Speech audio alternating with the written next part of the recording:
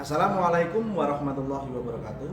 Waalaikumsalam warahmatullahi wabarakatuh. Kami dari CGP Angkatan 8 Kabupaten Pati pada kesempatan kali ini akan mempraktekkan coaching antara coach dan coachee, mempraktekkan demonstrasi kontekstual pada modul 2.3. Perkenalkan, saya Muhammad Zamroni bertindak sebagai observer. Saya Ana Rustika sebagai coach dan saya Mutia Nurul Hidayah sebagai coachingnya. Demikian perkenalan kami. Mari kita saksikan video coaching berikut. Assalamualaikum warahmatullahi wabarakatuh, Bu Ana. Waalaikumsalam warahmatullahi wabarakatuh. Selamat pagi, Bu Ana. Selamat pagi Pak Zam. Gimana kabarnya hari ini? Alhamdulillah sehat. Pak Zam, bagaimana kabarnya hari ini? Alhamdulillah sehat juga, Bu. Maaf Bu Ana sebelumnya. Sepertinya Bu Ana hari ini punya rencana akan melakukan coaching ya? Oh iya Pak, saya akan melakukan coaching bersama Ibu Mutia. Baik Bu Ana. Sebelum nanti Bu Ana melaksanakan coaching hari ini, Ya. perkenankan saya mengajukan beberapa pertanyaan. Apakah Ibu Ana berkenan? Iya Pak Zam, tidak apa-apa. Saya siap menjawab pertanyaan Pak Zam. Baik. Terima kasih atas waktunya, Bu. Jadi yang pertama, Ya. Saya ingin bertanya tentang rubrik penilaian. Ya. Jadi terkait dengan rubrik penilaian dalam coaching yang akan Ibu Ana lakukan. Ya. Rubrik penilaian dalam coaching ini nanti akan saya amati. Apakah nanti rubrik penilaian yang akan dilakukan oleh Bu Ana nanti sesuai dengan alur tirta terkait dengan tujuan, identifikasi, terus rencana aksi dan juga tanggung jawab. Kemudian apakah Ibu bersedia? Baik Pak, saya akan berusaha bersedia menyesuaikan coaching ini dengan alur tirta yang terdiri dari tujuan, identifikasi, rencana aksi, dan tanggung jawab. Itu nanti akan saya amati, Bu. Ya, yang kedua, Bu. Ya. Saya ingin mengetahui kira-kira kompetensi coaching ini Ya. yang akan Bu Ana kembangkan itu apa? Saya ingin mengembangkan dua kompetensi coaching, yaitu mendengarkan aktif dan mengajukan pertanyaan yang berbobot. Oh, ya. Jadi nanti Bu Ana akan fokus pada mendengarkan aktif dan juga mengajukan pertanyaan yang berbobot. Betul Pak. Baik, untuk pertanyaan selanjutnya, Ya. dari 3 kompetensi coaching yang sudah kita pelajari Ya. dan tadi yang 2 sudah disampaikan oleh Bu Ana, kira-kira apakah ada fokus dalam pengembangan kompetensi coaching yang ingin dikembangkan? Ada Pak. Fokus kompetensi coaching yang ingin saya kembangkan adalah mengajukan pertanyaan berbobot. Tujuan saya adalah dengan mengajukan pertanyaan berbobot dapat membantu coaching untuk menemukan solusi atas permasalahan yang dihadapi. Baik, pertanyaan berikut Bu Ana, Ya. terkait dengan indikator keberhasilan. Kira-kira indikator keberhasilan dalam coaching ini apa? Indikator ketercapaian coaching hari ini adalah memenuhi alur tirta dan kemudian coaching dapat menyampaikan solusi atas masalah yang dihadapi sendiri. Baik Bu Ana, saya rasa pertanyaan-pertanyaan menjelang coaching ini sudah cukup. Ya. Nanti selama coaching saya akan mengamati coaching yang dilakukan Bu Ana terhadap Bu Mutia. Iya Pak, betul sekali. Semoga coaching hari ini dapat terlaksana dengan baik. Terima kasih Pak Zam. Baik. Bu Ana bisa memanggil Mutia. Assalamualaikum Bu Ana. Waalaikumsalam Bu Mutia. Selamat siang Bu Ana. Selamat siang Bu Mutia. Bagaimana kabar Bu Ana siang ini? Alhamdulillah sehat. Bagaimana dengan Bu Mutia? Alhamdulillah saya juga sehat Bu.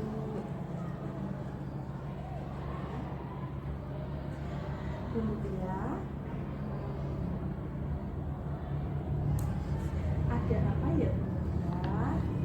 Tadi Bu Mutia sudah menghubungi saya untuk datang ke ruangan saya. Ya. Begini Bu, saya ingin bercerita sesuatu kepada Bu Ana. Hal ini terus mengganjal pikiran saya setiap malam Bu. Saya sampai nggak bisa tidur beberapa hari ini.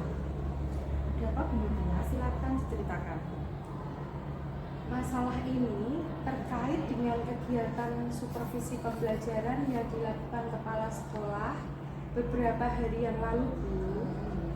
Jadi begini, pada saat selesai supervisi, Bapak Kepala Sekolah itu menemui saya. Beliau menegur saya karena saya tidak mempersiapkan media pembelajaran pada saat pembelajaran di dalam kelas. Itu Bu. Jadi persiapan ketika saya disupervisi itu dinilai oleh Bapak Kepala Sekolah itu saya kurang persiapan, tidak menampilkan atau tidak berusaha mempersiapkan segala sesuatunya gitu Bu. Jadi saya ditegur oleh kepala sekolah dan hal tersebut yang membuat saya itu kurang nyaman. Setiap masuk sekolah ataupun di rumah itu saya pikiran terus Bu. Oh begitu ini. Jadi Ibu tidak menggunakan media saat kegiatan supervisi pembelajaran berlangsung ya? Iya Bu. Mungkin Ibu bisa memberikan gambaran lebih detail lagi terkait situasi itu. Begini Bu ceritanya. Jadi pada saat kegiatan supervisi akademik itu, saya mendapat supervisor Bapak Kepala Sekolah sendiri. Pada saat itu materi yang saya sampaikan adalah tentang pengaruh kebudayaan Hindu-Buddha di Indonesia. Pada saat saya menyampaikan materi, saya hanya menggunakan buku teks pelajaran itu dan juga FKPD saja. Sementara saya tidak menggunakan media presentasi, PowerPoint untuk menjelaskan materi tersebut kepada siswa. Akibatnya, keaktifan siswa sangat sekali berkurang dalam pembelajaran, terkesan monoton karena saya hanya berceramah, menyampaikan materi gitu. Setelah supervisi, Bapak Kepala Sekolah menanyakan kepada saya terkait dengan hal tersebut tentang kenapa saya tidak menggunakan media pembelajaran yang lebih menarik lagi. Lalu, ya Bu, saya sampaikan kepada beliau, meskipun saya tidak menggunakan media saat mengajar, akan tetapi Bapak tidak berkenan seperti itu. Yang saya sampaikan kepada peserta didik itu sesuai dengan kompetensi. Maksudnya begini Bu, saya menjelaskan kepada Bapak Kepala Sekolah, walaupun saya tidak menggunakan PowerPoint, tapi saya akan menyampaikan semua kompetensi itu. Saya kira ya anak-anak bisa menyerap materi apa yang saya sampaikan tentang pembelajaran tadi.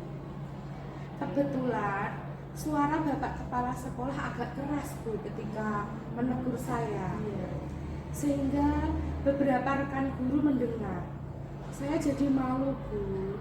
Saya malu karena bagaimana ya kalau kita ditegur di depan orang banyak, itu kan rasanya seperti saya itu merasa banyak kekurangan, lalu semua orang tahu. Saya itu tidak nyaman Bu sekarang kalau masuk kantor Bu, ketemu dengan teman-teman. Begitu Bu. Oke Bu Mutia, Ibu tidak menggunakan media dalam proses pembelajaran saat dilaksanakan supervisi oleh Bapak Kepala Sekolah, sehingga menjadikan tingkat partisipasi peserta didik sangat rendah. Lalu apa yang sekiranya akan diinginkan oleh Bu Mutia? Dari situasi ini, saya ingin menggunakan media pembelajaran dalam kegiatan belajar mengajar yang saya lakukan, sehingga partisipasi peserta didik akan meningkat, tidak seperti kemarin mereka pasif hanya mendengarkan Bu. Baik Bu Mutia, saya memahami situasi yang Bu Mutia ceritakan tadi. Lalu mengapa Ibu tidak menggunakan media pembelajaran? Begini Bu, sebenarnya saya itu malu menceritakan ini Bu. Kenapa Bu Mutia? Jadi Alasan saya tidak menggunakan media pembelajaran itu karena saya tidak tahu bagaimana cara membuatnya. Saya itu tidak bisa membuat PTT dengan baik, Bu. Setiap kali saya mencoba membuat media pembelajaran, saya malah bingung sendiri dalam menggunakannya, Bu. Seringnya situasi seperti itu akhirnya saya agak malas untuk belajar membuat media pembelajaran. Yang terjadi saya tidak menggunakan media itu, saya hanya ceramah begitu saja, Bu. Sehingga tingkat partisipasi anak didik saya juga jauh dari harapan saya, Bu. Saya bingung, Bu, gimana saya harus memperbaiki ini. Oke, Bu Mutia, jadi Bu Mutia tidak tahu cara membuat media pembelajaran ya, sehingga pada saat kegiatan belajar Bu Mutia tidak menggunakan media pembelajaran. Lalu bagaimana Ibu Mutia menghadapi situasi ini, Bu? Saya sebenarnya ada unek-unek memiliki rencana untuk kedepannya akan membuat media pembelajaran, Bu. Dari peristiwa ini saya sadar bahwa media pembelajaran memiliki kelebihan untuk menunjang kegiatan belajar mengajar yang lebih baik lagi. Dengan menggunakan media pembelajaran, peserta didik akan lebih tertarik mengikuti pembelajaran daripada mendengarkan saya berceramah saja, Bu.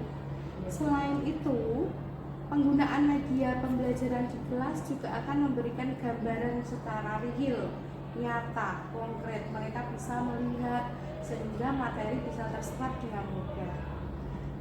Yang saya ajarkan tadi, sehingga apa dari tujuan pembelajaran bisa segera tercapai.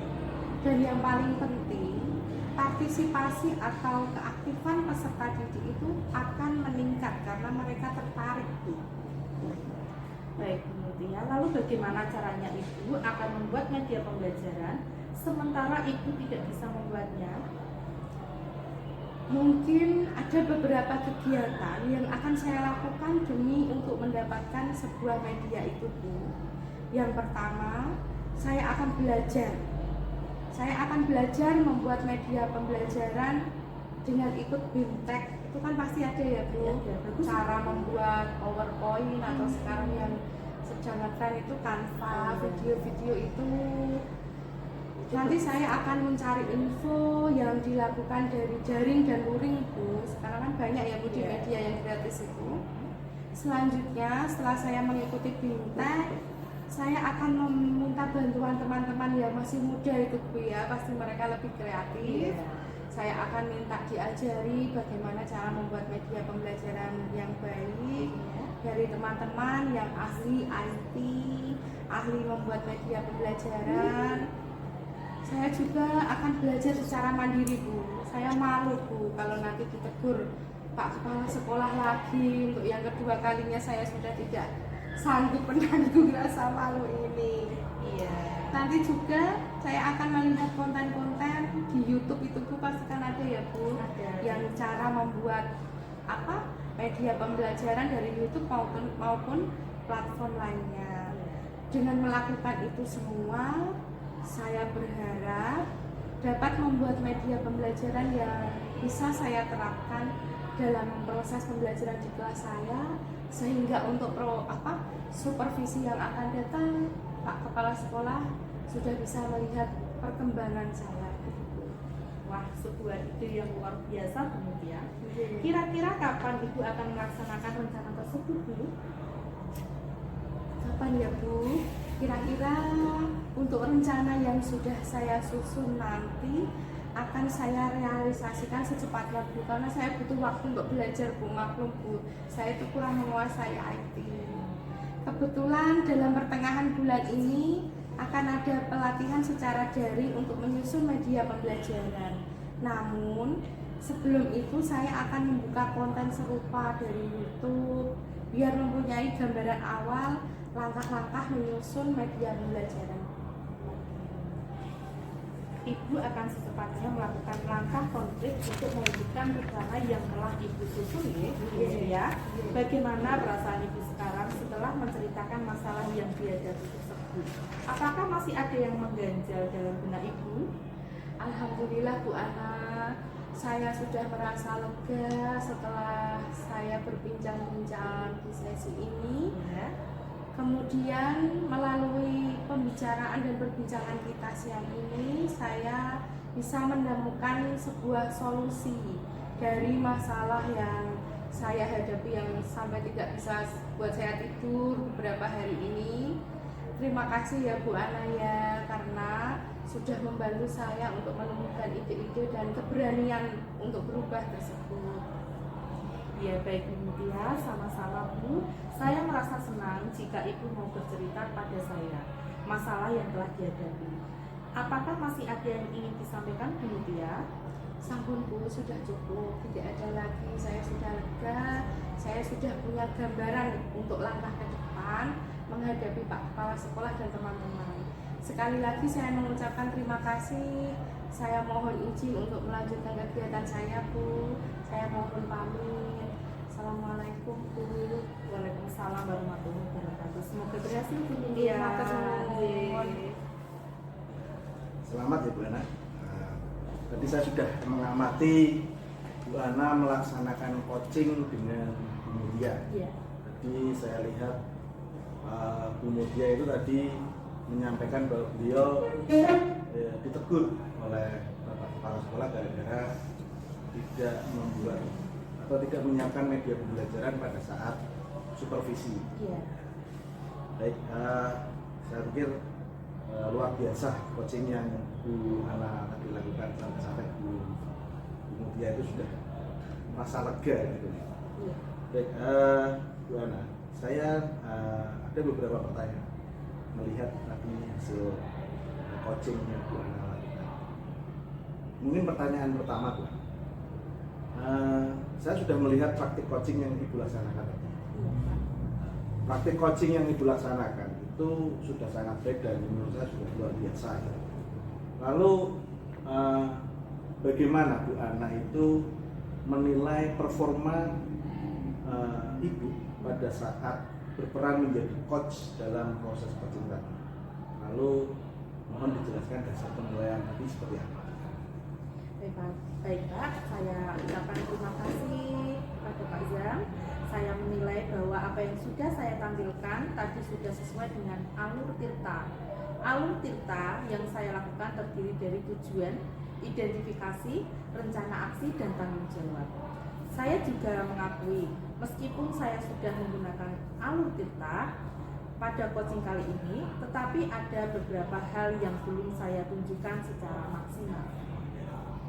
Baik, itu tadi penilaian yang disampaikan oleh Bu Ana, menilai diri sendiri. Baik, nah ini hasil pengamatan saya Bu. Boleh saya menyampaikan hasil pengamatan yang saya lakukan pada sesi coaching tadi? Iya, boleh, silakan Pak Zam. Jadi berdasarkan pengamatan saya, Bu Ana seperti yang saya sampaikan di awal tadi, bahwa Bu Ana sudah melaksanakan proses coaching ini dengan baik dan luar biasa. Ya, terima kasih. Terus rubrik penilaiannya, Bu Ana sudah melaksanakan alur tirta Ya. yang tadi sudah disebut bahwa terkait dengan tujuan, identifikasi, rencana aksi, dan juga tanggung jawab.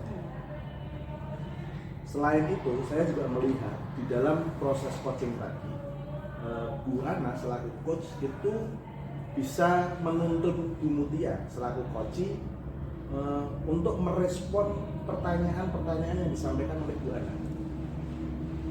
Jadi Bu Mutia ini merespon pertanyaan dengan baik. Dan sekali lagi saya mengucapkan kepada Bu Ana karena sudah melaksanakan coaching dengan luar biasa. Lalu pertanyaan selanjutnya dari saya. Iya. Apakah ada kompetensi coaching yang ingin Ibu kembangkan dalam proses coaching berikutnya? Tentunya kan coaching ini tidak berhenti di sini saja ya. Iya, Pak. Karena banyak akan melaksanakan coaching juga. Iya, ada Pak Zam. Kompetensi yang ingin saya kembangkan dalam coaching adalah mengajukan pertanyaan berbobot. Menurut saya, dalam kompetensi ini, saya merasa masih belum maksimal dan masih membutuhkan banyak belajar.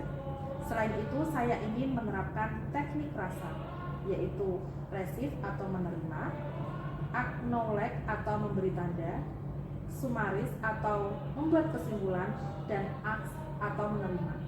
Saya masih harus belajar lebih banyak lagi tentang teknik rasa sebelum saya terapkan dalam coaching.